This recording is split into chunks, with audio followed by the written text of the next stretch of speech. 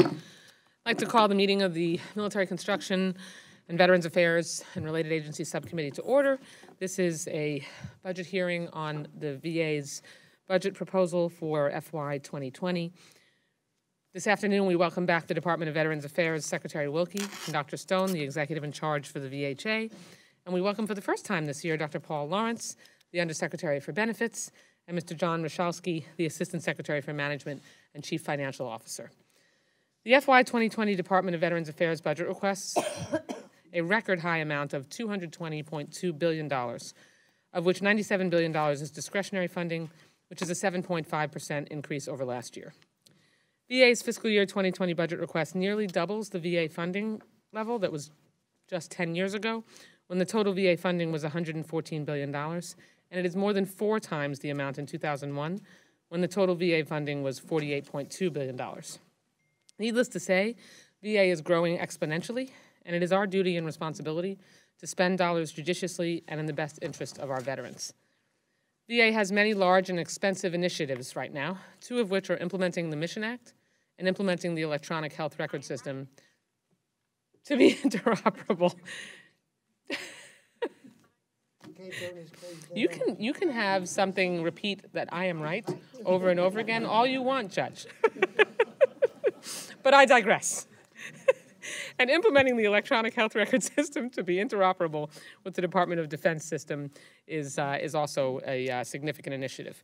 The budget requests $8.9 billion to implement the Mission Act and $1.6 billion for the 3rd year of funding for EHRM.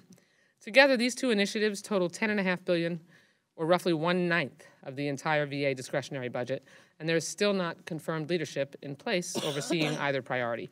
That is a huge concern to me. Furthermore, I remain concerned about the effectiveness of the mental health programs and suicide prevention efforts at the VA.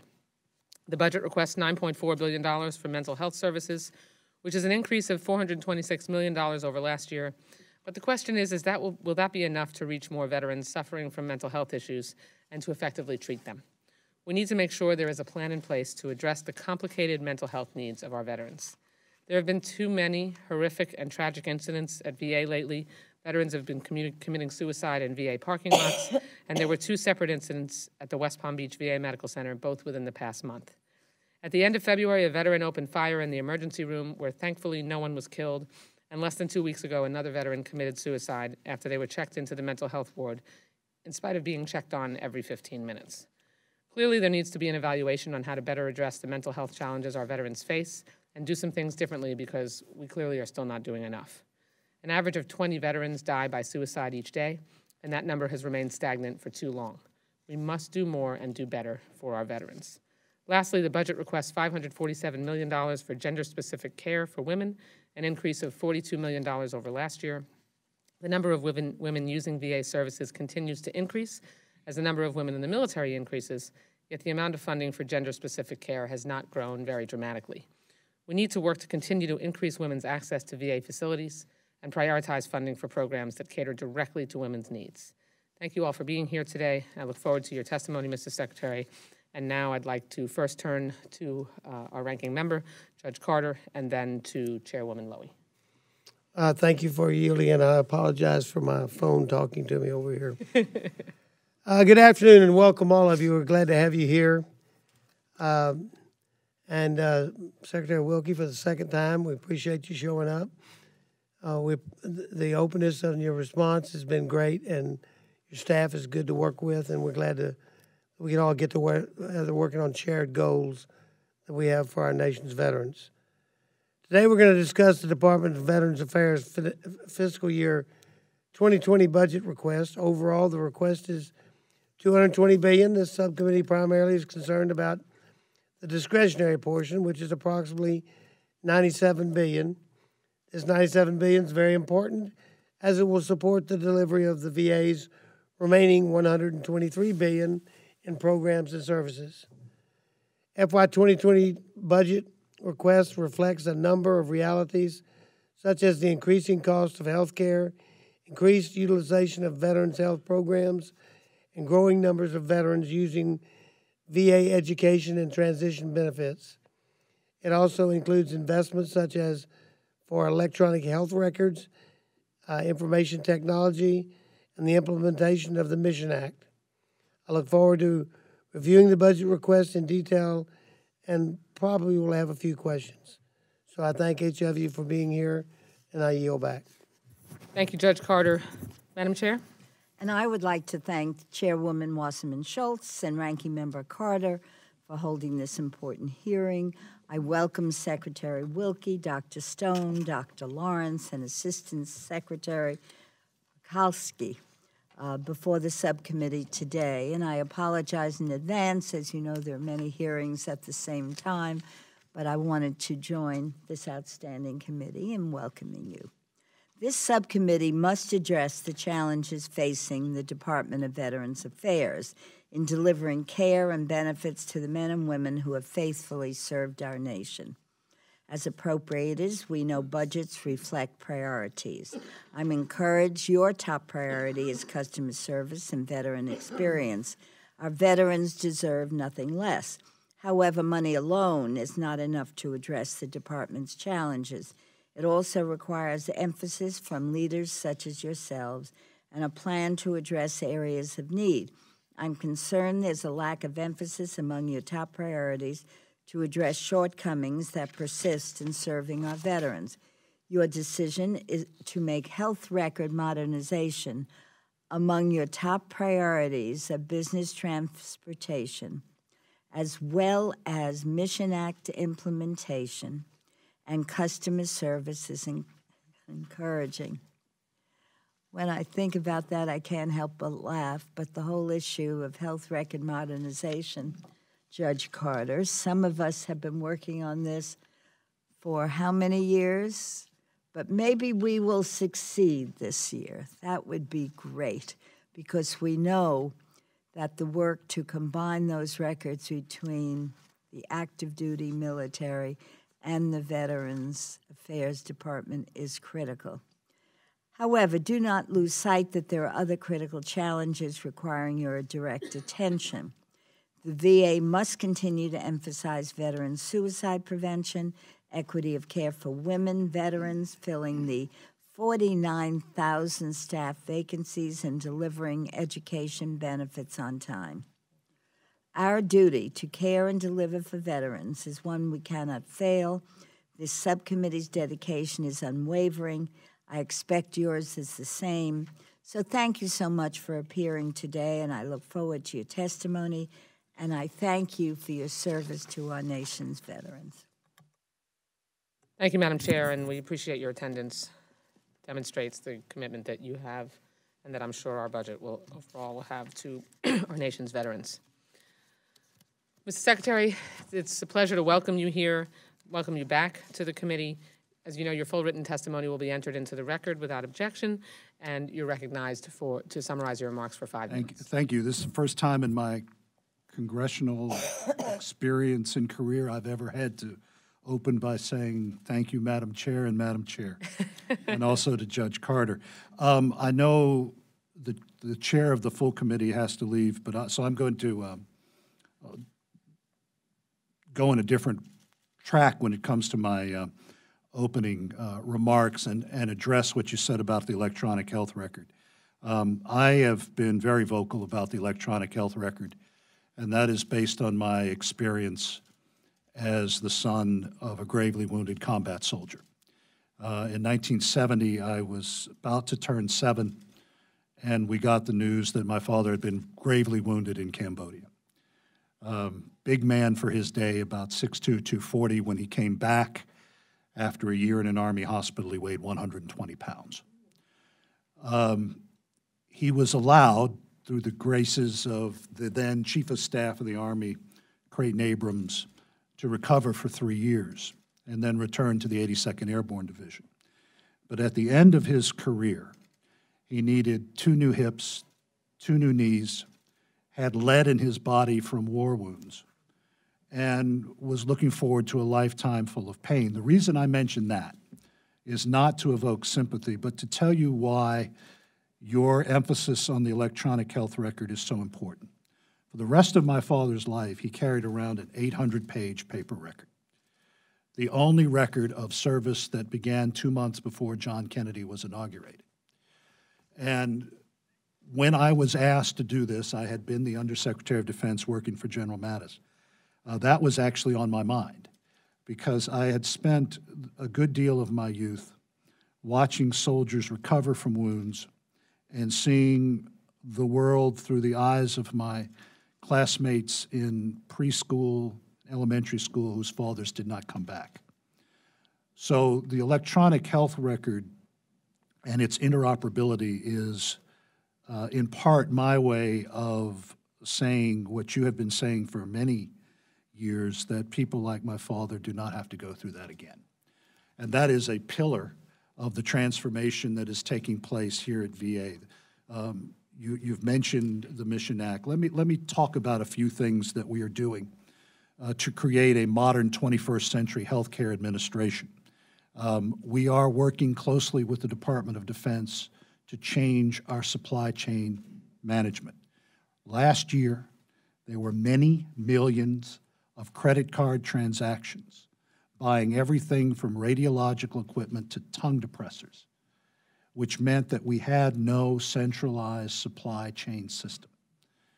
I asked General Mattis to allow us to become part of the defense medical logistics supply chain so that we use their systems, their procedures, their ability to buy medical equipment, so you no longer read about doctors at the DCVA running across the parking lot to MedStar to get equipment that they should have had in the operating room to begin with. In addition to that, in my first few weeks as the head of this department, I received two different numbers as it pertained to the number of employees that we had. I asked a military question. Where is your manning document? And that is the document that tells you what your requirements are and the people you need to meet those requirements. We did not have one. So finally, we brought in senior executives from the Department of Defense, the Air Force's senior civilian, and the former A1 of the Air Force, Lieutenant General Gina Grasso, to help us create a modern HR system. For Dr. Stone, we have eliminated 140 different HR offices and gotten them down to 18, which will provide a look across the country to meet the needs of individual medical centers and clinics to meet the needs of their patient populations. Why is that important? My hometown of Fayetteville, North Carolina, probably has the youngest VA population in the country. It also has the highest percentage of women in the VA system in Fayetteville because it sits underneath Fort Bragg, and it is about 90 miles away from 40% of the United States Marine Corps in eastern North Carolina. That's a very different population from West Los Angeles, which has the oldest VA population in the country, those primarily from Korea and Vietnam. One size fits all does not work for them. So we are in the midst of the most transformative period in the history of this department, certainly going back to General Bradley's time. And I will say, as someone who learned this business from Trent Lott, that the reforms have primarily been driven by this institution, by this subcommittee, by your counterpart in the Senate, certainly the inspiration of Senator McCain on the Senate side. And it is thanks to you that we are turning the corner in terms of service to those who have provided us the most. And I will apologize again for going off of the script, but knowing your time was short, I will conclude with a comment that General Eisenhower made. I stole from him, and he stole it from George Orwell, as to why we do what we do at VA. We exist to help America's warriors remind their fellow citizens why they sleep soundly at night. There is no more noble mission in the federal government. I am a conservative Republican here to praise a federal workforce. It has been my honor for the last 8 months to be part of this unique team. I thank you for your many courtesies to me, and I look forward to your questions. Thank you very much, Mr. Secretary. Appreciate your service and your summary, and I'm really thrilled to have the opportunity to to talk with you about the really vexing issues that we're facing with the VA. So the first question I really have is, we have a 10% increase that you're proposing in the VA's budget. And while that seemingly should be cause for celebration, and we certainly want to make sure that, and we'll continue to make sure, that we do everything we can to take care of our nation's veterans, because they absolutely deserve nothing less than that. We warned last year when the Mission Act passed that the Mission Act, without a change that actually, as the chairwoman leaves, she attempted to make numerous times in the formula, that the consumption of the discretionary portion of your budget would be essentially voracious, and that we would have a really serious problem with how much of the discretionary budget would be consumed by the implementation of the Mission Act. So with that said, we are seeing a precipitous rise in community care, and as a result, the way the president has chosen to handle that increase in the VA budget is dramatic cuts across the board in essentially the rest of the discretionary portion of our budget. The Department of Education, the Department of Justice, the Department of Homeland Security. I mean, there's countless different programs that are also vital to our veterans and their families. And so I ask you to explain how it is we're going to effectively implement the Mission Act and address the ever-increasing likelihood that we will have a massive consumption of your discretionary dollars. And then I also have questions specifically about the Mission Act after you respond to that. I'm going to answer that with your permission with a negative first, by describing what the Mission Act isn't. The Mission Act is not libertarian VA. All of us here have served on this panel. We're not giving ourselves a card that says veteran and going out into the private sector and say, here, serve us. What the Mission Act does is say that if we cannot provide a service to a veteran within a specific time, and those are times based on the TRICARE standard, based on Medicare, and based on the standards of our major public insurance companies, then we give you, the veteran, the option to go into the private sector to receive that care. What we saw with choice was that less than 1% of those eligible for choice took advantage of choice. I say this in a way that I don't usually answer a question anecdotally. I was raised in this world. I believe that veterans will go, for the most part, where people understand the culture and speak the language. In terms of the breakdown in Mission Act funding, 89% is for care in VA, and less than 20%, 80% is for care in VA, less than 20% is for care outside. That really is with norms that go back to General Bradley's day right after World War II. The other trend that I have seen in my short time here is that the actual number of veterans using community care in the last few years has actually gone down. And it's gone down in conjunction with the better availability of services. Last note on this, Madam Chair, I take great stock in talking to our veterans and surveying them. Our veterans' satisfaction rate with actual VA care is sitting at 89%. That's higher than you will find anywhere in the private sector. My goal with Mission is just to do what the Congress said, and that is, if we don't have that service, we just give somebody the option of seeking that outside of our department, because the legislation was clear. The veteran is the center of his health, not the institution. So before my time expires, last year, the chairwoman's proposal was to change in concepts, and it would have solved that issue by having the growth in discretionary, also add the same amount of funding in discretionary to make up for it. So is that a fix that you would support?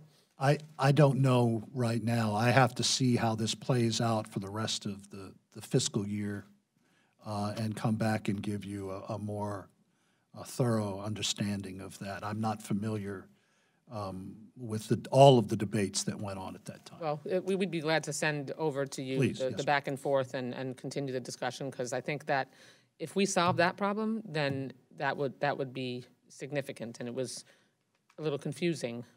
If there's not an intention to privatize the VA, it was, and drive it in that direction, the opposition that existed was a little confusing as a result. Thank you. Ms. Roby? And we're going out of order. Judge Carter is allowing Ms. Roby to go because she has to go to her committee. Thank you, and I thank the Ranking Member, Judge Carter, very much for being so gracious. And Mr. Secretary, thank you for being here. Just very quickly, I wanted to update you and the committee. After our oversight hearing, Dr. Teresa Boyd has traveled to Alabama. I'm sure you're aware of this, 2 weeks ago for an initial assessment. We've talked briefly since then and identified a few initial steps that the VA is taking to implement some gradual corrections as we continue our efforts for perfection at our facilities. I can't stress enough how these steps must continue to move forward and not stalemate or fall on deaf ears as they have in the past. I really want you to know, Mr. Secretary, I'm pulling for you. I think you're the right person to be in this position. So please continue with your leadership and your direction for the VA. That being said, traditionally when one thinks of results, one thinks of some concrete evidence that you can visually place, holding up a trophy after winning a national title, something we do in Alabama a lot. Knocking down buildings or putting up new ones. I could go on, but I want to know, in your opinion, what is the VA's definition of results, and what are you doing to measure your success along the way? Well, I actually take the Marine Corps' view of success. The Marine Corps is the best when it comes to introspection, with junior officers constantly speaking to their enlisted cadres, going over what worked and what didn't work. I mentioned to the chair, when I see satisfaction rates from our veterans at 89%, and I see an increase in the number of appointments that we provide every year, that tells me that veterans are voting with their feet. That tells me that the workforce is doing well. I said at my confirmation hearing last year that I hope to come back and say that the state of VA is better. I think it is. The other aspect of this in terms of metrics is the Annals of Internal Medicine have said through Dartmouth College that the care we provide is as good or better than in any region of the country. But more importantly for me as the leader of an organization, the Partnership for Public Service now ranks VA as one of the best places in government to work. Why is that important? Well, in my career that goes back to the early 1990s, VA has always been either 17 out of 17 or 16 out of 17. Okay, can I interrupt you really quickly because I'm going to run out of time and I have one other issue that I want to talk to you about. But as you've heard mentioned in this committee by myself and by other members, when you have a metrics by which you judge yourself where someone is always forced to be at the bottom, there always will be 1 stars. That's not a good way of judging success. And that what I hear the information that you're giving this committee right now, but when there is a health system that goes from a 3-star to a 1-star, mainly based on the veterans' experience, then we need not look at every VA health system the same. Maybe there needs to be some attention given to those that are the lowest performing, even if they're doing some things well. The veterans' experience is, and I know that's one of your priorities. I want to bring one thing up, and then I'm going to be quiet, and you can revisit that. But this is very important. VA reimbursement policy, there are real problems facing our rural hospitals in this country, and Alabama has certainly had its fair share of closures over the past several years. It feels like every other day we hear about another rural hospital that's closing. They should not have to worry about whether the VA is reimbursing them for veteran care. Our rural hospitals in Alabama want to provide services for our veterans, but I have just been contacted yet again by another hospital in my district, and they called the VA line, and an automated response stated that your department was just now opening mail from April 2018, upon which it takes 8 to 10 months for hospitals to get paid after the invoice has been opened. I bring this to your attention because as you have been discussing with this committee already today about outside care and veterans' access to outside care, we certainly cannot expect our healthcare facilities, our outside care facilities that are barely operating, some of which are not operating and are still in the red, to continue to provide services for outside care when they're not getting reimbursed, and the VA's just now opening mail from April of 2018. Congresswoman, thank you. Thanks for bringing this to us as you did Central Alabama. I certainly agree with you that the concept of simplifying health care into a STAR system just does not work, and we're working hard with your staffs to really discuss how we might proceed, and also with Health and Human Services, who is considering implementing STAR systems for all of America, of how difficult this is. But let's talk just a minute about billing and paying our bills.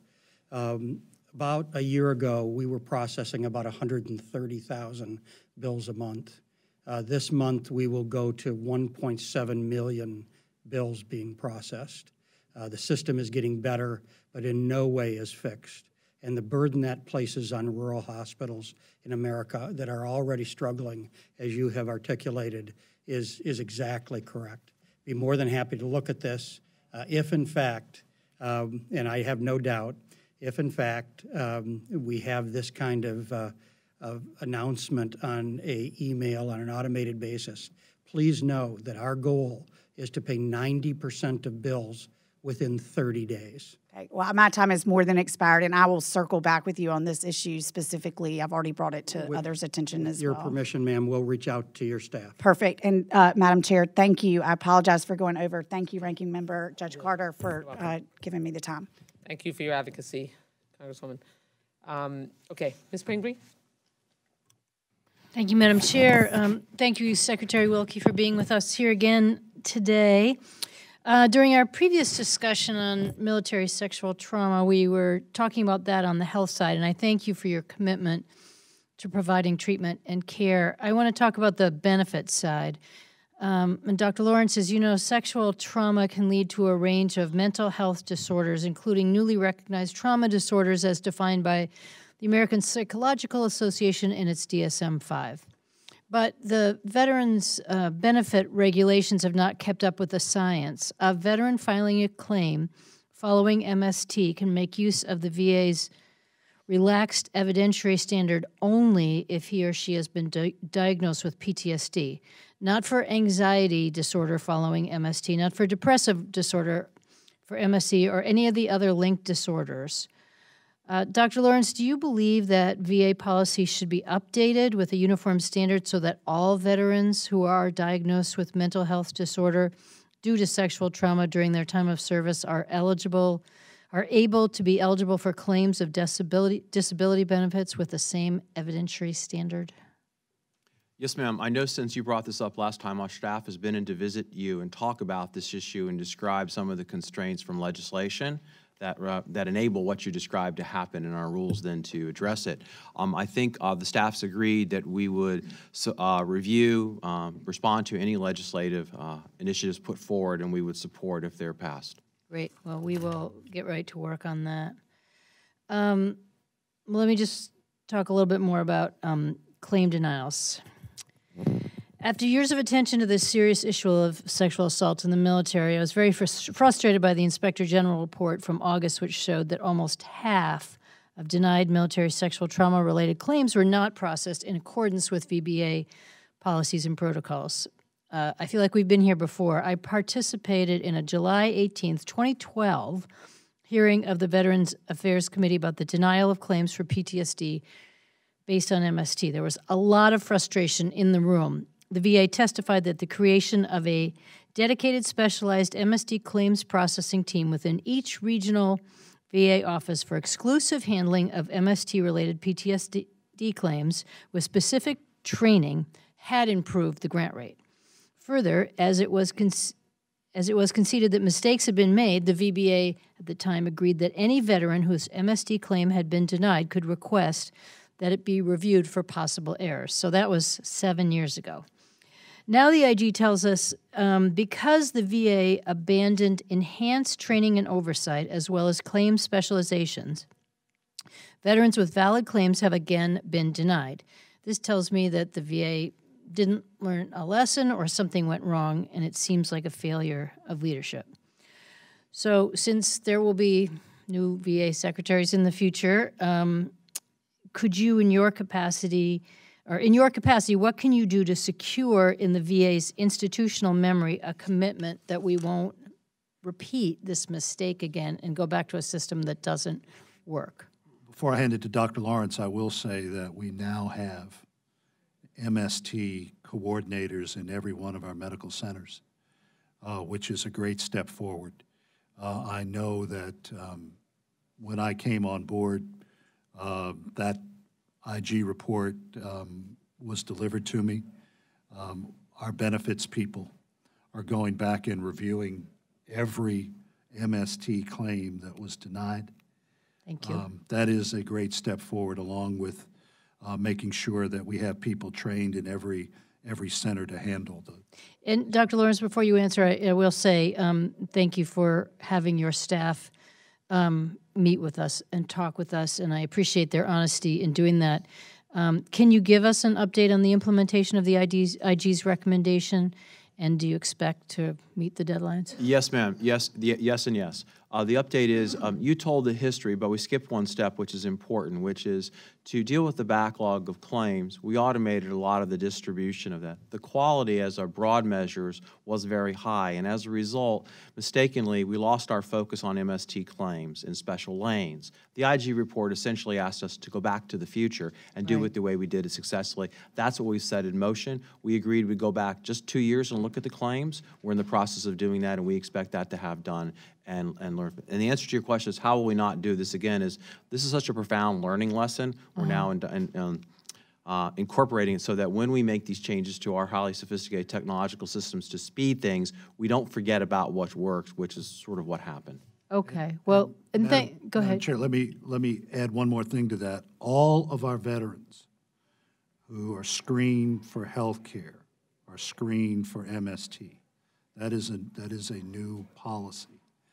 It addresses the changes in the culture that need to be made, as you and I have discussed. So I think that's a big step forward. Yes, that is a big step forward, and I thank you for that, and I thank you for your response to the question.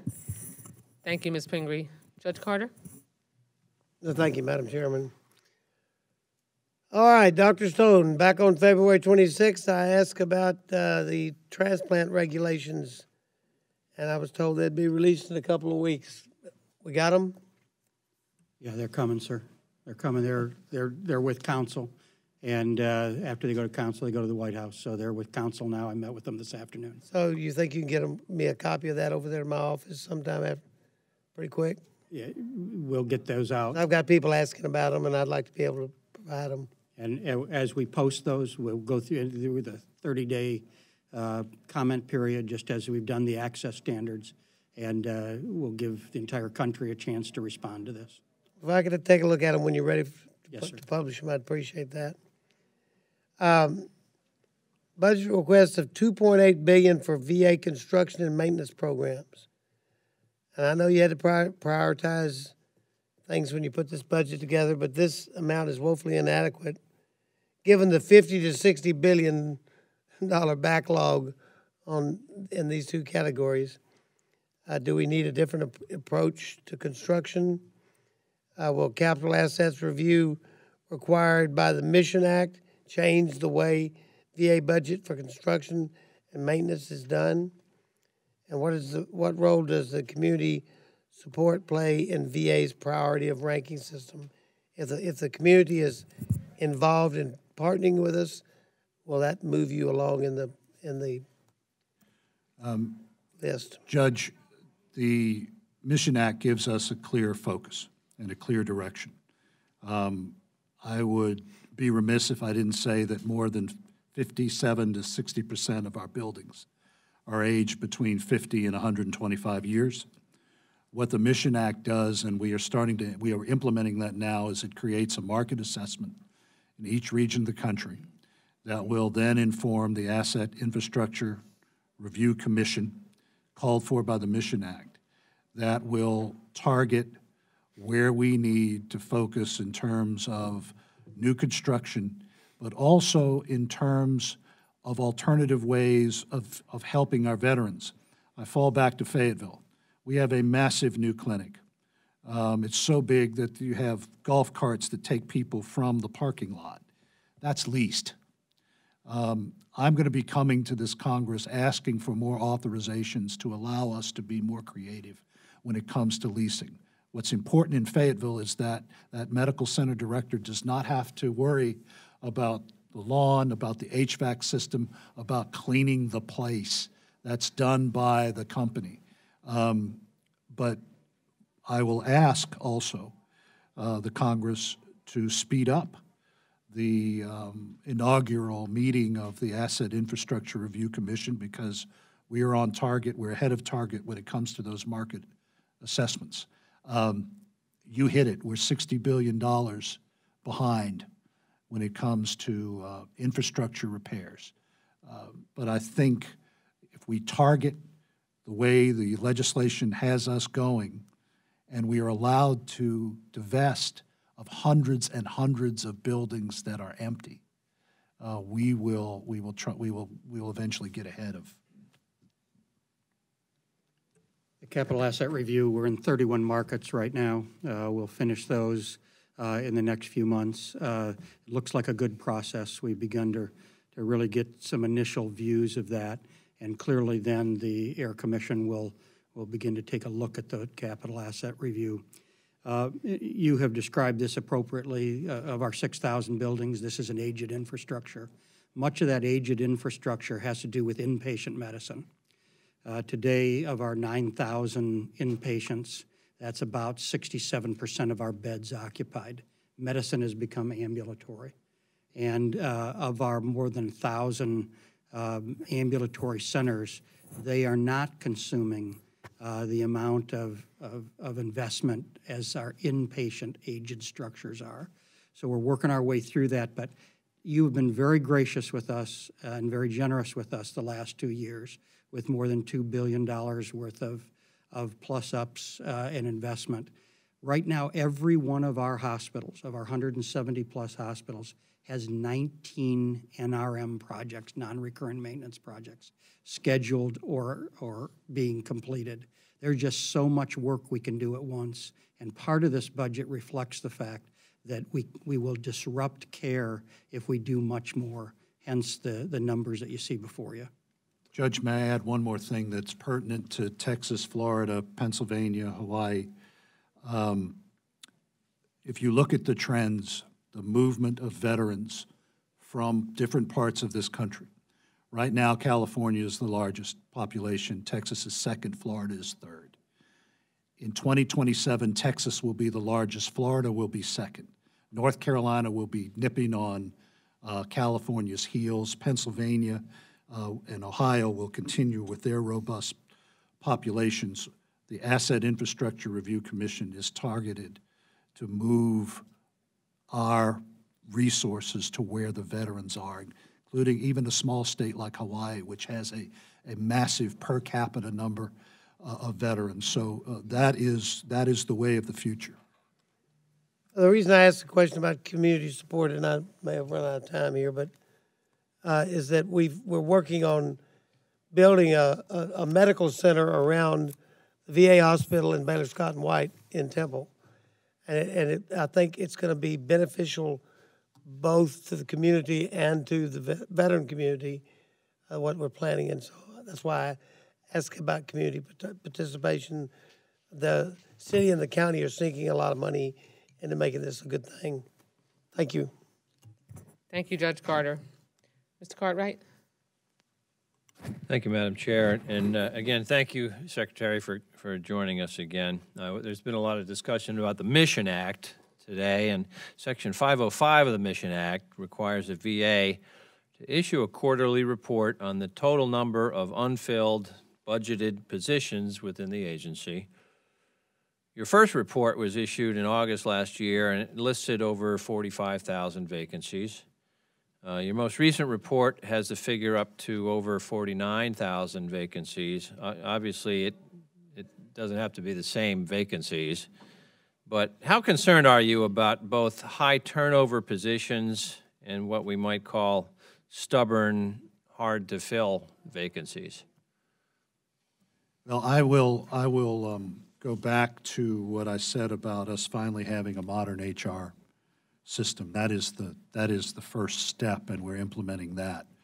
In terms of our vacancies, we have a 9.5% vacancy rate, which compared to other healthcare systems in the country, where the average is 18 to 20, we are in good stead. I would be lying to you if I told you I wanted to fill 49,000 vacancies.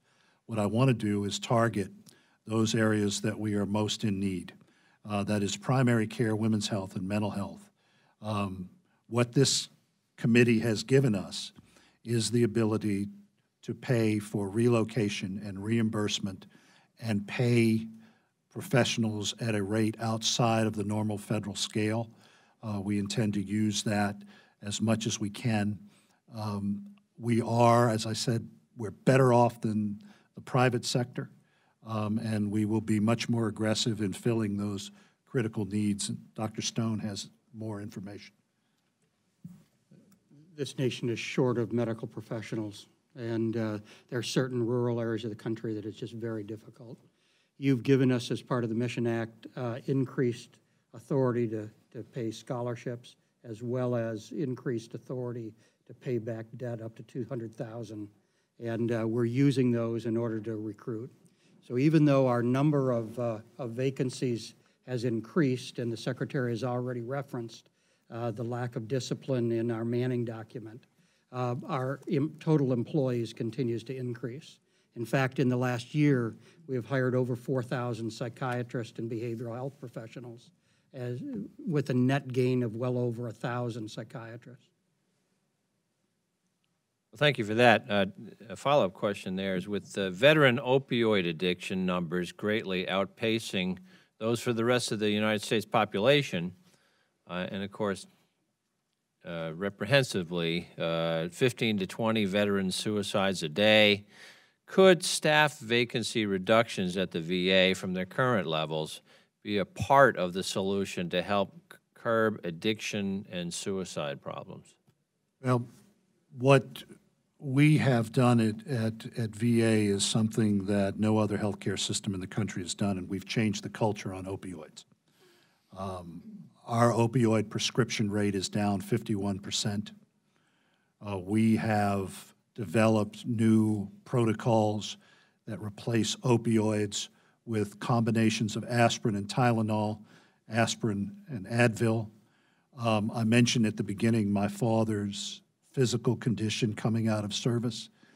If you had told him when he retired from the Army that we would be treating his pain with alternative therapies like Tai Chi, acupuncture, and yoga, that would have been met probably with a violent act, because that was not part of the warrior ethos of that time. I was in Hawaii and watched Vietnam veterans engaged in opioid prevention treatment using yoga. These are 75-year-old soldiers doing that. So it's not a question of staffing, it's a question of changing the culture And we have probably done a better job of that than any other health system. But you're absolutely right. We are treating we're treating the pain, not the brain, with opioids. Let me get one more question in here before my time is up. Is one root solution to keeping wait times down and vacancy numbers down higher pay for staff you need to hire and, of course, retain in order to keep things moving? Certainly, you can retain employees with higher pay, but what retains our employees is the mission. Nurses change jobs in this nation at a rate of about 17.8% of nurses change jobs every year. In the VA, it's about 7.5%. It's not the pay that keeps them. And certainly there's not any of my employees or our employees that would deny a pay raise if you wanted to give it. But what keeps them there is the mission of taking care of America's veterans. Thank you. I yield back. Thank you, Mr. Cartwright. Mr. Rutherford? Thank you, Madam Chair, and thank you, panel and Mr. Secretary. Particularly great to see you again. And I've heard you talk often about suicide prevention and how important that is to you. And seeing a $15.6 million plus up in your budget for suicide prevention is a good thing. So you're not only talking the talk, you're walking the walk. But one of the, and I want to ask you about this, because one of the things that concerns me about these suicide numbers is the fact that 14 of those 20 that are dying every day have not had contact with the VA. And so it's kind of a multi-pronged question. With this $15.6 million additional, how do we intend to, or can you tell me how you're going to conduct more outreach to try and get these veterans connected? I have been made the head of the President's Task Force on Suicide Prevention.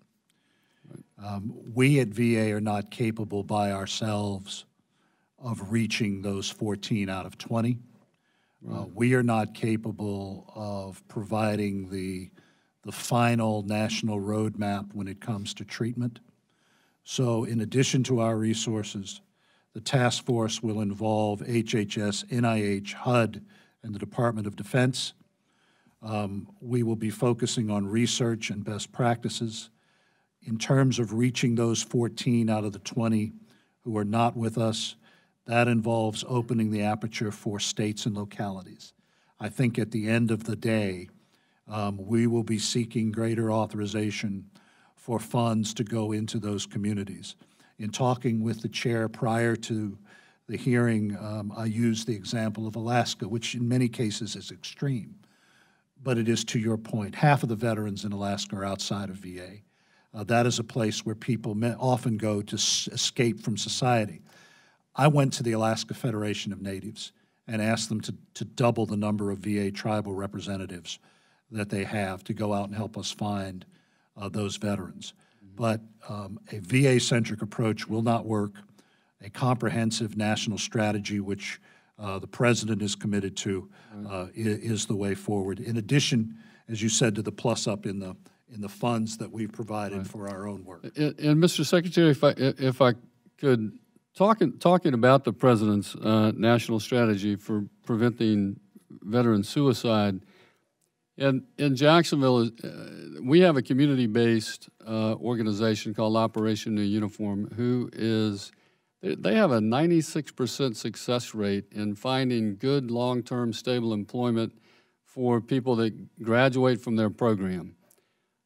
That's the good news. The bad news is for every 10 that go through their program, they have to turn down 40 more because they don't have the funding to run the program. So myself and 5 colleagues just dropped a bill, Veterans Armed for Success, that died last year in the Senate, and we're hoping to get that through this year. But those kind of programs that help these veterans find long-term employment, keep their families together, give them that pride, self-worth. Don't you think programs like that should be part of this national strategy as well? Absolutely, and that's why it is incumbent upon us to get those programs the resources that they need, not only educational but financial. Okay. I thank you for that, and I want to ask one other question on this. The 2020 budget request includes 13,066 FTEs. Now, you just mentioned that your HR departments went from 41 to 18, so obviously there's some, what? 140 to 18. Oh, wow. Okay. Okay. So my question is, there's 40, across the VA, there's 49,000 vacancies. And to ask for another 13,066 when we can't fill the 49,000, you're asking to go from 13% vacancies to 17% vacancies. How are we going to beef that up and get those folks in? So what you're reflecting on is the lack of discipline in those 49,000. We're not recruiting to all 49,000 of those vacancies. If you go up to the Washington, D.C. VA and look at their vacancies, they're not recruiting to all of those. And that's part of the discipline that we're trying to bring in the restructuring and transformation of human resources. But we do need to grow. We are growing at about a 3 to 4% rate in the number of veterans we're seeing. And, you know, we went over 58 million visits last year. We'll continue to grow, and we need to staff to that. We need to grow in many of these areas. And just a final comment on the discipline, and that's what struck me. At one time, DC was telling me that it was fully staffed, and yet when I looked at the HR books, they had requests for what we would like to have. And that was infused into the system, which is confusing the entire department. I see my time's expired. I yield back, Madam Chair. Thank you, Mr. Rutherford. Mr. Case? Thank you. Mr. Secretary, you made the comment that one size doesn't fit all, and I think we've all agreed on that. And long before I was on this committee, just a few weeks ago, everybody I think has been agreed on that. And it's good to see that in many places the budget reflects that. Talk a little bit about telehealth from that perspective. We talked about the importance of telehealth to trying to cover a broader geographic area without, you know, running centers and trying to kind of diversify the program to reach more veterans. Important in a place like Hawaii, but Alaska is another perfect example. Texas is an example brought up repeatedly on this committee. Where does your budget reflect a increased prioritization of telehealth opportunities? We have a 10.5% increase in terms of telehealth funding. Last year, 780,000 veterans had one or more telehealth episodes. It is absolutely vital for the Pacific. We still don't understand the scale of the Pacific. I was out in your state in December. I'm headed out to Guam and Samoa, Saipan, later this year. In addition to reaching where we don't have a strong physical presence, it is the wave of the future for mental health, because this affords our veterans the opportunity to be in a comfortable setting without the pressures of a large institution. It also, thanks to the Congress, allows us to cut across jurisdictional lines when it comes to medical care, where our doctors and professionals can operate outside of those states where they have licenses. Hawaii and the Pacific is the place where this, I think, will bear the most immediate fruit, and I believe we will continue to invest heavily in telehealth. We're really the only medical system in the country doing that. Well, thank you for appreciating the size of the Pacific. It actually is bigger than Texas, and it's bigger than the mainland United States. So it takes some inventive ways to get around it from the perspective of service to the veterans. Where does the money actually, I mean, what are you actually spending that 10% on in order to enhance telehealth? Is that equipment? Is that different personnel? I mean, what does it take to actually direct financial resources to telehealth improvement? Yes, sir. So the answer is yes to all. We're hiring against this, but what's very exciting is our ability to penetrate areas where the basic infrastructure does not support the transmission of electrons at the rate that we can do a video visit with you if you're in that area. So we are partnering with Philips Corporation, who has agreed to donate more than 100 pre-manufactured rooms that will go into VSOs as well as into Walmarts. And we'll use the infrastructure at either the VSO or the Walmart. You know, 90% of Americans live within 10 miles of a Walmart in order to penetrate areas where the infrastructure just doesn't penetrate. The Secretary talked about 778,000 veterans who took part last year in telemedicine visits. That will go up to, that's about 13% of our enrolled veterans. That'll go up to 20% this year with this investment. So we have 11 telehealth hubs. We also do tele-intensive care unit, including we're contracted with the Air Force where we provide them tele-intensive care and surgical intensive care services.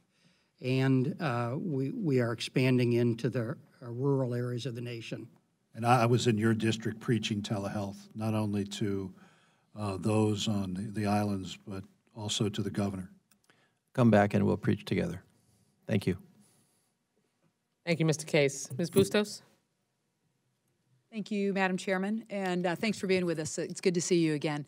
I'm going to go a little bit beyond what Congressman Case was asking you on telehealth, but this is a focus more on rural America. It's, you know, my district is mostly rural, so I like to focus on that a little bit. But the President requested $270 million for rural health projects through the Office of Rural Health in fiscal year 20.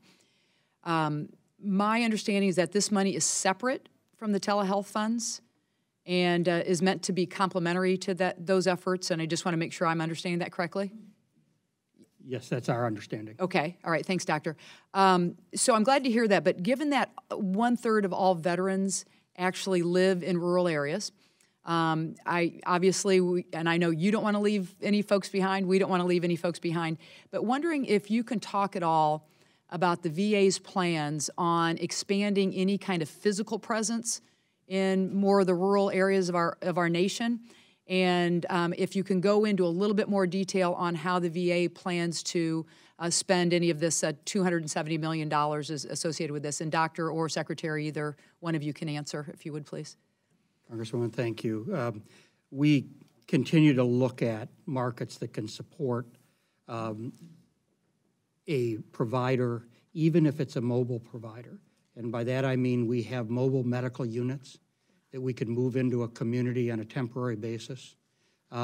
Those can work a couple of days a week in a community while we assess the need in the community. The other possibility that we've looked at is to partner with other federal providers. We ask for our third-party administrator, the people that Tri-West right now, that run our community care program, to preferentially look to federally funded rural clinics. We have over 900 providers that are part of our delivery system. In fact, we will spend this year almost $750 million in the federal disadvantaged clinics in rural areas in order to support veterans' needs. I don't have a full understanding of these mobile medical units. How does that work? How many do you have? Where are they?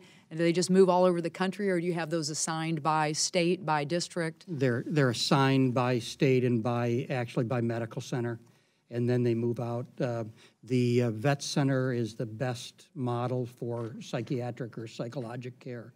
They have over 300 units that move. We also, because of our emergency responsibilities as a safety net to the American people, we have literally hundreds of these vehicles that move across. And they are actually quite robust, and we'd be happy to show you one. Yeah, no, I'd love to see that, because I'm not familiar with that. Mr. Secretary, anything to add to what Dr. Stone had just mentioned? Just as a tangential reference, these mobile clinics are now in use to assist in the recovery in the Mississippi Valley area. We are actually the foundational department when it comes to disaster response, so they have more than one function. They're out there providing pharmacy, clinic services, and food in the flood-ravaged areas that you are very familiar with. Absolutely. And I want to thank you again for being here. You know what? I got a little more time, so I'm gonna follow up with one follow-up question. Is that okay? Thank you. I know we talked about this a ton last time you were here about the $57,000 that was spent out of the $6.2 million on suicide prevention outreach.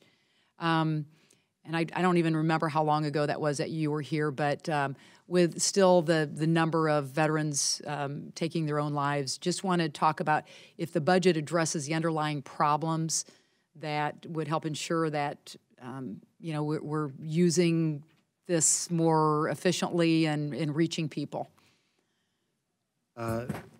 Yes, it does, and we continue to be appreciative of every dollar given to us for suicide prevention. We have entered into a very interesting agreement with a major advertising company that represents over 4,000 billboards. We have over 700 billboards today that are reaching out to veterans that we believe at risk, as well as reaching out to all veterans to say that we're here and available to them. We do believe that we now have the leadership in place that we did not have when we had that underspend. We've also moved that program directly under my responsibility to assure each of you and to the American public that we're spending those dollars wisely and that we won't leave any opportunity unturned to reduce the number of suicides. Okay, if you can just keep us posted on how you're doing on that, that'd be great, but glad to hear that. Thank you very much, Madam Chairman. I yield back. Thank you, Ms. Bustos. Mr. Hurd? Thank you, Madam Chairman. Gentlemen, it's great to see y'all. As usual, I have 4 questions, maybe a 5th if we have the time. And the first one, Secretary Wilkie, is for you.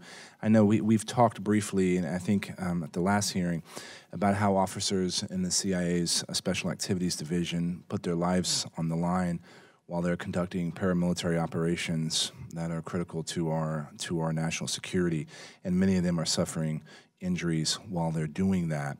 We've talked briefly about how to extend VA disability benefits to these men and women who are serving alongside with their armed forces. And as you can imagine, if you're 55 years old and have been wearing NVG goggles for your entire life, you're going to have neck problems. If you're 60 and you've been humping a rucksack with 60 that weighs 60 pounds, you're going to have issues that I think VA doctors are able. But have you been able to give any more thought on how we pull something like this off?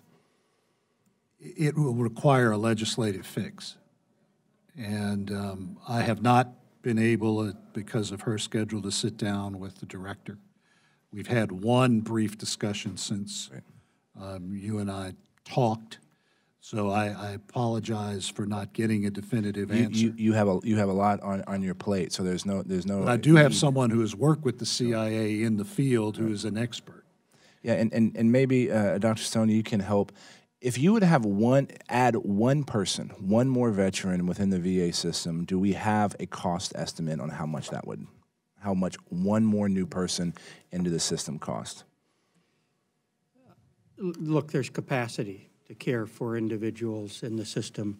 The actual cost is not dissimilar to what Medicare figures for the cost of a veteran, but it also depends on age. So it could go between $6,000 a year to $25,000, depending on the age of the veteran. And as you stated, CIA agents, especially those that have field experience, have the same type of degenerative diseases as does every other veteran that's put a pack on. Sure. And so could it happen? Yes. Does it require some legislative changes? As I stated last time I was here, I have worked actively with that agency when I was deployed in combat, and am deeply respectful of the sacrifice that they make. And so, well, let's do it. All right, I'm on board and looking forward to working with my Senate colleagues in order to do something like this. Thank you, sir. Next question, Secretary Wilkie. You alluded to it in your opening remarks. The plan for joint VA and DoD decision making regarding consolidated purchasing power, especially as we move to the same CRM and Cerner.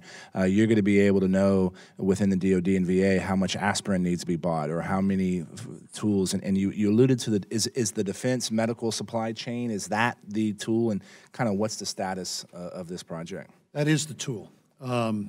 We don't have a modern supply chain system in VA.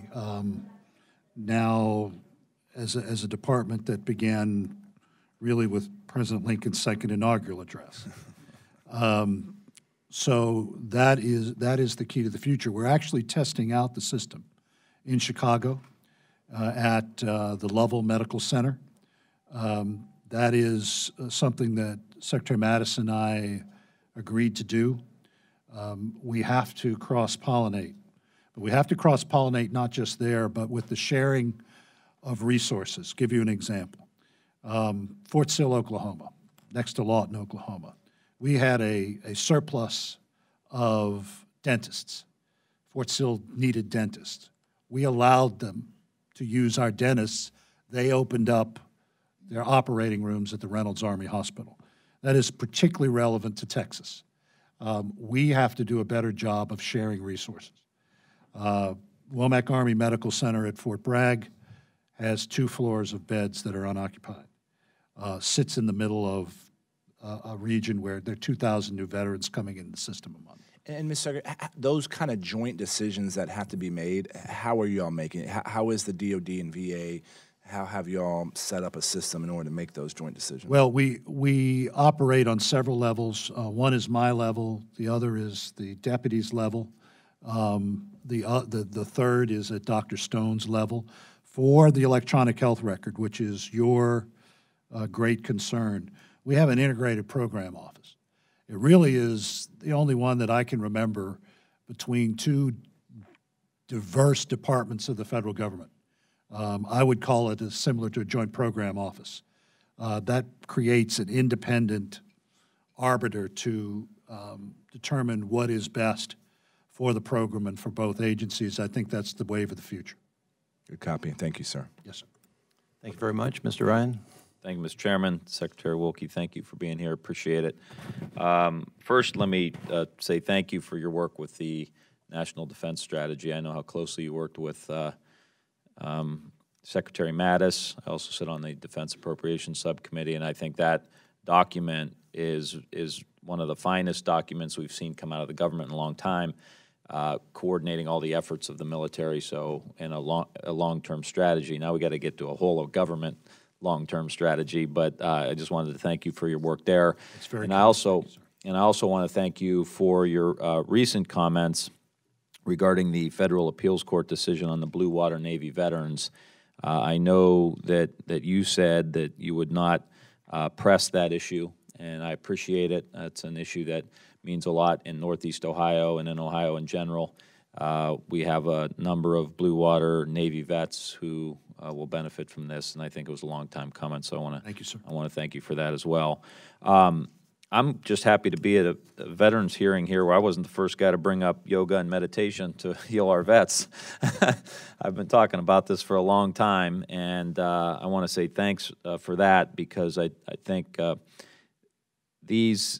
they're not even alternative approaches at this point in 2019. These are mainstream approaches that heal trauma, and they do it in a very, very cost-effective way, and give the vets their life back. I mean, it's the most unbelievable transformations that I tell our friends who aren't maybe as familiar with it. You know, some of these vets are on 10, 12, 15 prescription drugs a day. Do the long-term math on that, and that usually doesn't end well, and then take these programs that actually teach the vets how to get themselves out of fight or flight, deal with their trauma, heal themselves, and get off these meds. I mean, it's incredible. And you were one of the first to point to a cultural change that needs to take place, and that is taking place. And the military is a very conservative little c institution, and it does require a great deal of effort to bring new ideas to generations that are older. Yeah. Korea, sadly not as many with World War II, but my father's generation in Vietnam, so you're on target. Well, we saw the same thing going out to the DC VA. Went out there, I don't know, 5, 6, 7 years ago. We're talking about this. They were just starting to implement the mindfulness-based stress reduction, the yoga, the Tai Chi, the acupuncture, and went back, actually met some Vietnam vets there. And if one of them said it, we sat in a meditation session for, half hour. If one of them said it, they all said it. I wish I would have learned this 40 years ago. Because I lost my wife, I have no relationship with my kids. I'm starting to heal some of these relationships now, they would say, and I think it's a really powerful thing. So to that point, we had the Office of Patient-Centered Care and Cultural Transformation here a week or two ago with Tracy Gaudet, who I think is doing a phenomenal job of really trying to penetrate the culture here. And one of the things we talked about was the VA launching the whole health system to 18 flagship facilities. My goal ultimately, working on this committee and hopefully working with you, is how do we get these modalities, these techniques offered in VA facilities all over the country? How can we help you do this? These approaches are saving lives, and I think that there's a great sense of urgency for us to do that. Congressman, what you're discussing is a fundamental change in how medicine is practiced, and moving from what I was trained in of, the basic smile face of how bad is your pain, 1 to 10, and responding to that with chemicals, to responding to that with these type of mindfulness approaches that fundamentally change the way people practice. The 18 flagship sites will stand up in the next year. And as they stand up, I think that we can begin to harvest the information of how do we change the culture of what is a very large workforce and how we approach chronic pain. Half of our patients have chronic pain. Half of our patients within our CLCs, our chronic living facilities, have chronic pain. And how we approach that, how we deal with that, and how we deal with depression and isolation. This mindfulness has huge effects in reducing depression, isolation, and therefore reducing suicide. Oh. Now, the next piece is how do we then demonstrate that for the rest of American medicine so the rest of American medicine takes a similar approach? I'm working on that too, so your help is greatly appreciated. And to the extent where you can take, for example, mindfulness-based stress reduction, where you can get trained in this, that to me, and these other projects, I see and have done, yoga with a vet who's a double amputee, and he's now teaching yoga. Now he's teaching vets to teach yoga because it's been so helpful to him to healing his post-traumatic stress.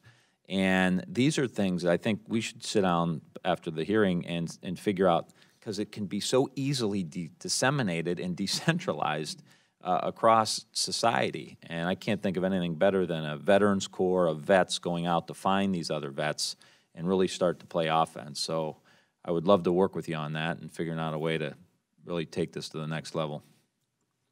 Thank you. Thank you very much. Mr. Rutherford? Thank you, Mr. Chairman.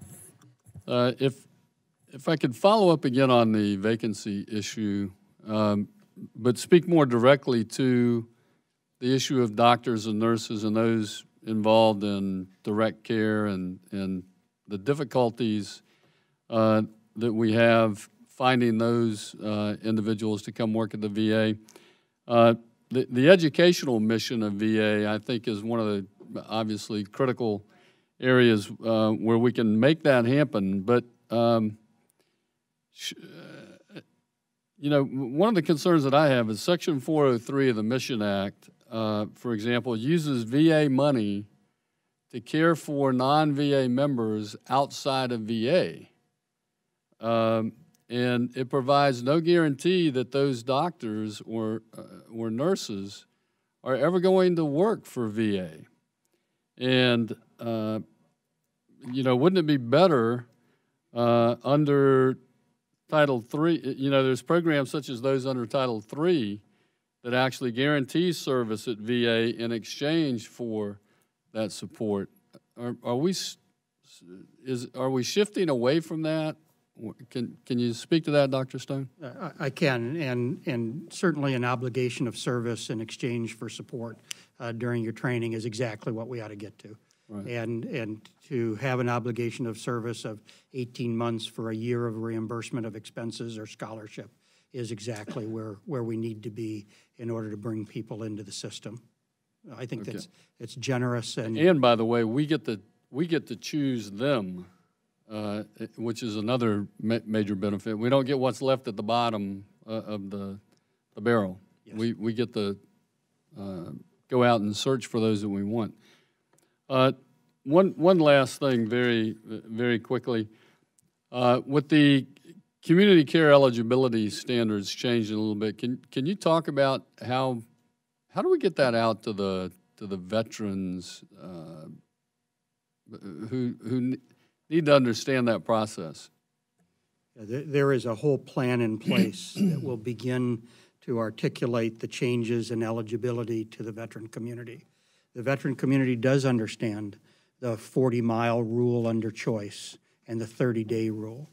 But the decisions that the Secretary has made and now are in regulation development, once the regulations are published, we will then move to a whole series of educational processes that will articulate the 20-day wait time for primary care and mental health, 28 for specialty care, and the 30 and 60-minute drive time. Now, we've had a fair degree of discussion, frankly, as we've gone through the market area assessments of what drive time effects are in urban areas and rural areas, and trying to make sure that we reach veterans appropriately. Mm-hmm. On June 6th, when this portion of the Mission Act goes into effect, what we hope is it will be almost invisible to the American veteran, who will then interact with our schedulers as well as with their providers in order to make decisions and to articulate their eligibility. Okay.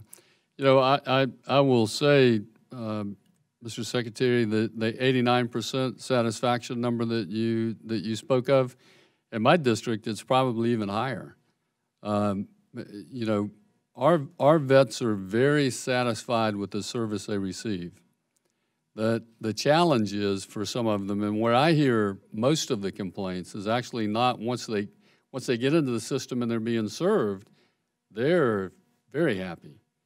It's that process of getting eligibility into VA that they struggle with. It's not as responsive to them as they would like, and quite frankly, that's where I see the biggest rub. But congratulations on the 89, because it's higher in some areas too. I know that's an average, so thank you. Well, sir, coming from you, that's important because you have one of the fastest growing districts in the country when it comes to veterans. And I mentioned earlier, I don't know if you were here. You did. About the shift that is coming for Texas and Florida and Hawaii.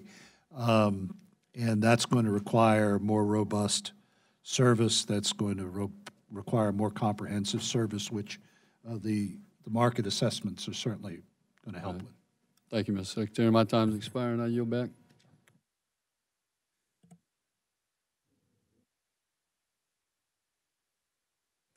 Mr. Case.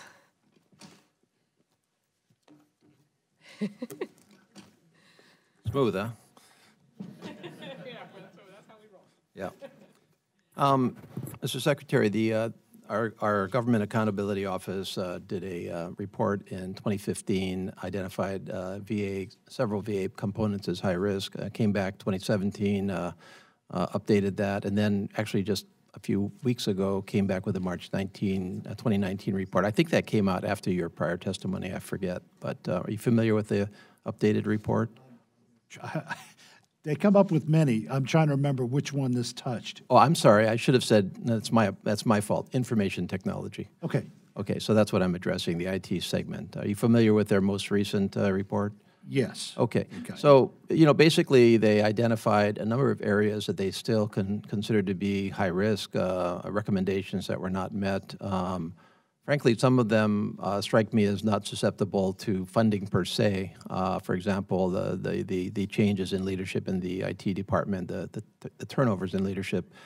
But some of them do seem to be susceptible to funding resolution, at least partially. One was obviously the turnover in the legacy IT systems, which are at present are tying up funds that could be reallocated somewhere else. This is GAO talking, not me. They talked about some recommendations having to do with certain milestone dates in addressing IT-related root causes. To what extent does your budget respond to the GAO areas? And I'm talking funding-wise, because that's what we're talking about here. Well, the funding request for this subcommittee to consider is $4.2 billion in IT appropriations. That covers about 8,000 dedicated workers to IT. You mentioned legacy systems. One of the reasons we had problems with the Forever GI Bill is that we put a change into a 30-year-old, actually older than that, IT system. So in terms of IT modernization, and Mr. Hurd's more of an expert on this than I am, we are currently moving as much as we can into the cloud. We are currently disposing of legacy systems ad seriatim so that we don't experience what we had with the Forever GI Bill. I would be lying to you if I said that we're ready to turn the corner. We're working to do that. But I think the future is better. We do have a fully confirmed CIO and his team in place, which we actually didn't have. I don't believe we had it when I testified in February. So that's good. But the points are well taken, and we've recognized them and are moving. And I would ask the committee respectfully to consider that $4.2 billion appropriation. Okay, thank you. And then kind of a little closer to home here, I noticed that your Native American Veterans Housing Loan Program, you did continue it, so thank you for that, but it's flatline, no adjustment for inflation, even though home prices are obviously going up across the board. And I think you are well aware that Native Americans serve disproportionately in our armed services, and therefore a disproportionate percentage of our population. In the case of Hawaii, Native Hawaiians serve at something like 250% of the the usual rate in the Army. Native Hawaiians are about 25,000 out of our population, somewhere in that range, which is a little less than 25%, even though they're substantially less than that in our community. So I guess the question I have is, what was the thinking behind no increase to adjust for inflation in that, or for that matter, home prices in that program? My understanding, and I will get you a more thorough answer, is that it was simply based on the demand signature coming into us. But I will add to that by saying in the 8 months I've been here, I've spent a great deal of time with the Native peoples of America, the nations of the Great Plains, the Federation of Natives in Alaska, and with the people of Hawaii. You just hit why. I think for too long we have not recognized and honored those Americans who have served in numbers greater than in any community in the country. You missed out on one thing, that these are people who have the highest per capita numbers of medals of honor. Exactly. And I've made it a point. I don't believe in being so arrogant that I would tell you that I want a legacy, but I do want, and I think the 8 months have shown it, I do want to focus us in that area, that we pay extra attention to Native Americans. Thank you. I guess I'll just leave you with a brief comment, and that is if it is a demand signature a reflection, I would go back and visit that demand signature because that's contrary to anecdotal evidence on my part. And I'm going back to Hawaii in a couple of months, and I will make sure that when I do that, I think I'll be on Oahu for 2 days. I will make sure that I dig into that. Thank you. Thank you, Mr. Case. Mr. Hurd. Thank you, Madam Chair. Picking up on something Mr. Case was talking about, Mr. Secretary, when it comes to the $4.2 billion for the IT system. As we go to implementation of Cerner, and you've heard me say this a bunch, the issue was not a technical issue, it was an issue of leadership, and I think under this administration's leadership, under your leadership, under Mr. Wyndham's leadership, I think everything is being done to ensure we actually achieve that longitudinal healthcare record, and that's really exciting. And so now some of my questions are on, once we've implemented it, do we have the facilities, right? Do we have the hardware? Do we have the software? And is this $4.2 billion, does that reflect this need for potentially upgrading some of the hardware within those facilities, as well as the software, to ensure we're taking advantage of all the functionality? Before Dr. Stone answers that in terms of how VHA will adjust to that, we have a separate line item for the electronic health record that's separate and apart from the $4.2 billion that I Gotcha. So the software, the software will go on new platforms, and so whether it be desktops, laptops, those will all be changed out as part of this investment. The actual infrastructure is aged and unable to support this. In the Pacific Northwest, where we're going to hit our initial operating sites in Spokane and Seattle, we need to upgrade 42 communication closets. That I know more about communication closets than I ever thought was possible. Yeah. And I've heard they literally are closets. They are rather literally than proper closets. server rooms and such. Remember, sir, we are upgrading not only the EHR, but also installing DIMLs as well as financial modernization over these next 10 years. So all three are being done simultaneously. And so the upgrade to the closets, then the installation of the switches will all go on this spring, summer, and fall. Gotcha. I concur with your and all of that is reflected in the budget that's been submitted. That is correct, but it is a separate item from the 4.2. But I concur with your impression of the role that John Wyndham has done in managing the acquisition here. That is extraordinary. But it remains an incredibly complex installation into an old infrastructure. I discussed with you last time I was here the 131 instances of Vista and needing to go to one. You asked a question of what was the most complex or the largest one. It is St. Louis. Gotcha. That's helpful to know. And on the $4.2 billion, this is for you, Mr. Rychalski. Does your CIO have an MGT working capital fund? So we do actually have a capital fund. We had it for many years. It's called the franchise fund. We're not using the authority that you're talking about, principally because we have not been able to find a use that would benefit us more than what we already have, which is a separate IT appropriation and a working capital fund that we've had for many years. So if your new CIO in transitioning current operations to the cloud saves $2 billion, they're able to have access to that savings through this current fund that you're talking about? Exactly, absolutely. In fact, through the franchise fund, we can carry it forward. So. And your CIO is able to direct how those funds are spent? 100%. Yep. We were very different from some agencies in that regard. Can you veto him? I cannot, unfortunately, because I would. Okay. Well, that is what I actually don't want you to be able to. No, that's why we're very different. So, because of our separate appropriation, I do not have veto authority. Gotcha. And my last question is for you, Dr. Stone. You know, we're always the competition for medical professionals, healthcare professionals is always difficult, recruiting, retaining, and making sure we're using them.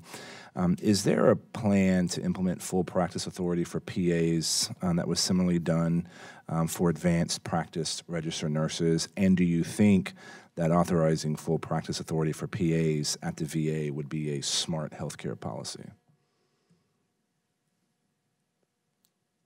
So I'm married to an advanced practice nurse. So I need to always be careful as I answer these questions. Let me say to you that our advanced practice nurses have done an extraordinary job working to the top of their licenses. We have the same thing in our pharmacists that are working to the top of their licenses. I agree with the concept of every one of these medical professionals, including PAs, working to the top of their license when we need that support. And we have right now 2,500 PAs that are working for us. We also have 700 in training. And I would say to you that as we look at the expansion of the system and the growth of the system, certainly looking at full practice authorities for PAs is something that I need to develop a position on for the Secretary for him to decide where we're going to go. But I appreciate the question. Thank you, and Madam Chair, I yield back. Thank you, Mr. Hurd. So as we wrap up, I'm just going to take probably slightly more than 5 minutes just to focus on gender-specific care for our women veterans, which we've spoken about several times in my office. And as you know, women are the fastest growing group of veterans, but the VA is still dealing with challenges, making itself a place where women can receive equal access to health care for their gender-specific needs. And I have been to numerous VAs around the country and have seen that there is a commitment to make progress. But we have the number of women veterans using VHA services has tripled since 2001. It's gone from 160,000 to 500,000 women today. The budget requests for $547 million for gender-specific women's veterans health care, which is only an increase of $42 million over last year, which to me proportionately does not keep pace with the influx of women veterans. And that's not even counting the women that we're not reaching, who either should know or that we need to know can access VA care. So what I'd like to know is, what is the $547 million getting us? What specifically is the $42 million goal in terms of what that buys us? How is it going to provide better and more comprehensive care for women veterans? We'll start with that. I have a number of other gender-specific healthcare related questions. So you were kind enough to ask me this question earlier, and as capable as my brain is of doing numbers, which is why I went into the law, because I could not be a scientist. Typical government numbers, those numbers are not the whole story. So you are correct. That is $547 million in gender-specific care. However, well over $7.5 billion is spent for women in the VA for their health care, but that could be for a cold or a broken leg. Right, I'm talking about gender-specific care. So in terms of the percentage of funds going into women's health care, that's about 10% of the little over $80 billion that we spend. So in that sense, we spend an equal percentage of dollars to match the percentage of women in our VA system. So that's 10% of what we spend on health care goes to women in general. And Dr. Stone can answer the second part of that. So we have 133 sites that there is gynecology services. That's about right in those sites. We also have about 6,000 trained primary care 133 out of how many sites, Dr. Stone? Of our 170 hospital sites. Mm-hmm. We have 133 sites where there's gynecology services. We also have 6,000 providers in our CBOCs that are primary care providers with mini residencies in women's services. Where I question the investment is in mammography services. We have 65 sites with mammography services. As we do our market area assessments we need to really take a look. That seems too low for me. Yeah. If I can justify 133 sites with gynecology services, I ought to be able to justify an enhanced number of sites for mammography. You can't have one without the other. Especially you're because of the language that we had in the bill last year, where now women veterans have access to mammography starting at 40, like all other women do. Yes, ma'am, that is exactly correct. Now, I can say to you, our 500,000 enrolled women veterans are getting cancer screening for breast cancer and cervical cancer at higher rates than the commercial population or the civilian population. What I can also say in the growth of, and this is a surprise, but in gender disparities, as our leadership has taken a look at where they may be, we have a lower rate of pneumococcal vaccination in our women veterans than we do in our males. We also have a lower rate of compliance with our recommendations on lipid management, so the amount of fat in your blood, so lipid management, which obviously tends towards increased risks of heart attacks. So I think we still have gender disparities, even in things that you might not think of as gender-specific care, that we could do a better job on.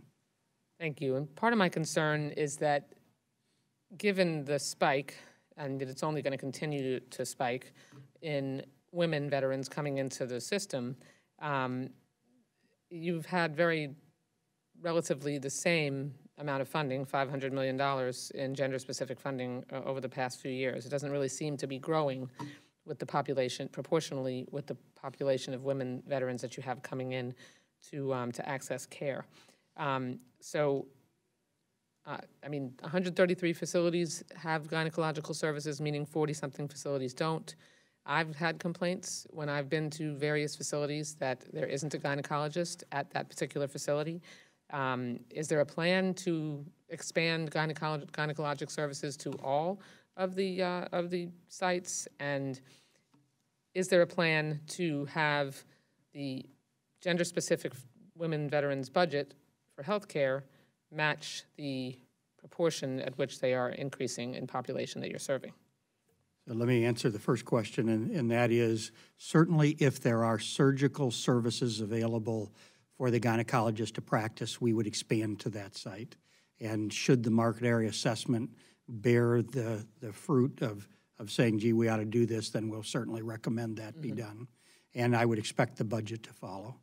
Okay, but only if there's surgical services needed? I cannot get a gynecologist to come practice if there is not the ability to practice surgery. Perform surgery. Okay, and the second question? I expect the budget to increase appropriately, but I would think think you even though it hasn't been. I can maybe speak to that. So the way we calculate the budget is basically using a similar actuarial model to what a commercial insurer uses, Medicare, Medicaid, and it's based on the demand for services. And so we look at how much we've spent in gender-specific care. We make some educated guesses going forward about how many more people will come in, healthcare trends, things like that. And so it's our best estimation. If it goes up, we will shift resources, and as time passes, as more people access services, that budget will increase proportionally to the demand. In that same vein, though, how much is being dedicated to outreach? What specifically is being done to reach women veterans who are not voluntarily coming to the VA for healthcare services, who may not realize that they qualify for them? And are you tracking enrollments based on your outreach efforts? I can answer that from my former perch as the Undersecretary of Defense for Personnel and Readiness. It's not my father's armed forces anymore. Secretary Mattis and I both, and I go back to him because he was secretary when I left, we both agreed that in terms of out-processing, we would have our soldiers, sailors, airmen, and Marines educated as to what to expect once they entered veteran status.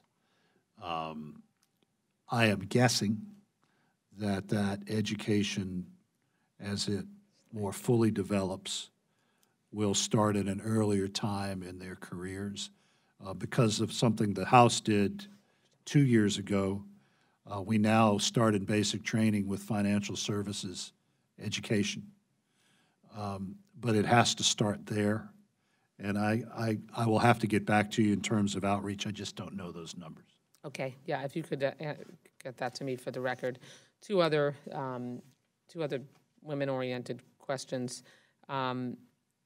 We also discussed this prior to this hearing, that there have been disturbing stories in the news about women veterans who are being harassed and mistreated by men at VA facilities. Culturally, it really is a problem, and obviously if we're already having difficulty getting women veterans to come into VA facilities and not reaching all the women that we need to, once they come, if they're harassed, they're not coming back. And so how much of the $547 million is being, or any other portion of your budget is being put towards making sure that we have anti-women harassment campaigns to change, and other strategies to change the culture? And please don't tell me that you're going to put up billboards, because respectfully, if you think you're going to reach the veteran population that we need to address with suicide, with billboards, and you're not thinking about how people, where the eyeballs are these days in terms of the target population. Yes, ma'am. I think that the outreach to the female veteran and to change the culture, there's a couple of things that have happened. There's been an extensive training campaign amongst our employees. Extensive? Yes, and I cannot quote you exactly how many people we've trained, but I'm happy to get that for you. Okay. But we can provide to you the fact that we think that we've substantially impacted our workforce. As I told you, we've done many residencies of more than 6,000 of our primary care providers. In addition, changing the culture of an entrance area or a waiting room in order to allow a diverse population to walk through it without being harassed is a problem that we continue to face. We have restructured the seating areas in some of our facilities, even in Washington, D.C., to reduce the complaints of having to walk a gauntlet. In areas where we have an aging population of veterans, we find this more commonly than we do where we have a younger population of veterans, as the Secretary has discussed in North Carolina, that are just used to serving with females. Do you have a plan in the short term to add more women-only waiting rooms and access points so that we can possibly, because culture is harder to change than it would be to physically move them and have them access the VA without having to walk the gauntlet, as you say? And the answer is yes, including separate entrances, and the best example of that is Washington, D.C. Although that shouldn't be necessary, quite frankly. You and I would both hope that that would never be necessary, but unfortunately it is. I'm going to read too much into demographics, but let me give you my historical perspective and tell you why this is changing separate and apart from anything any of us do. I go back to my father, commissioned 2 months before Kennedy's inaugurated. Less than 1/2% of the force is female. 98% of those are nurses. As the Undersecretary of Defense, almost 50 years, a little more than 50 years after he's commissioned, 17% of the force I was responsible for was female. My guess is that that's going to go to 20% probably by 2021. In my high school days, the notion that anyone wearing a red beret would be female would have been anathema to the culture. Now, look at the population of our veterans today. For the first time since the fall of Saigon, our population is now more than half under the age of 65. Very different attitudes. Very different attitudes toward what people expect of the military and what people expect to see in the military. Dr. Stone's right. You have and I'm not going to point to any one place other than Fayetteville. they're used to seeing that. There are some places with very old populations that are not. I can't change their attitudes, but I can change, and Dr. Stone was talking about the training programs. I can change the response that our employees have when they are confronted or when women are confronted with the type of actions that were highlighted in the New York Times article a few weeks ago. Senator Hirono and I talked about that yesterday in testimony. The culture is changing, as I said, regardless of what we do, but VHA does have an awareness program for our employees to do our best to make that environment in those places safer. Okay, well, we'll likely give you some encouragement in our bill, in our mark, so that we can make sure we're keeping track of that progress. And I appreciate the members' indulgence, but just because this is my last point, because it came up. It is good that women veterans who come to the VA are more likely to get breast and cervical cancer screenings. And I know you know I'm a breast cancer survivor, so this is somewhat personal for me, but particularly because that's more prevalent in the VA than it is in the private sector, and that's great. My understanding is that some VA locations have been able to collaborate with NIH-designated comprehensive cancer centers. For example, Moffitt Cancer Center in Florida. What happens there is there's oncology clinical trials that are involved in cutting-edge treatments where veterans consent to participate, but they're treatments at a VA facility. And I mean, to me, that seems like a wise method to leverage outside expertise, because as we've all said many times, veterans are more comfortable in a VA setting, and if they can get cutting-edge care that isn't necessarily directly, emanating from a VA hospital, then the collaboration can help us get that to them in the place where they're the most comfortable. So, are you supportive of expanding these types of collaborations and providing budgetary support for these efforts through healthcare operations or research and development funds? Yes, and we're actively working with the NIH to do that. I know we're talking about cancers in females, but our most frequent cancer is prostate cancer, actually after a melanoma. We're actually working with the Prostate Cancer Foundation, NIH, the National Cancer Institute, to enhance the number of veterans that have access to these studies in a much more rapid manner. So we are completely supportive. In fact, that's incredibly important, but there is a massive disparity between the amount of funding provided to deal with prostate cancer versus female-oriented cancers. So as supportive as I am about making sure that that type of collaboration is available, I'm specifically asking about collaboration on women's access to breast and cervical cancer screening. And the answer is yes, yes to both of those. Okay. And I have personal family experience with the cooperation at Moffitt. So I know the kind of wonderful services. Yes, they are a remarkable facility. We're very proud of them as a Floridian. So thank you to my colleagues for your indulgence, and thank you, Mr. Secretary, and to all your colleagues for joining us. That concludes this afternoon's hearing. To remind members, our next hearing will be our Member Day hearing on April 2nd, which is next Tuesday at 10 a.m. in HT2. And we invite all members of Congress to testify before the subcommittee on their priorities in our bill. And with that, the subcommittee is adjourned.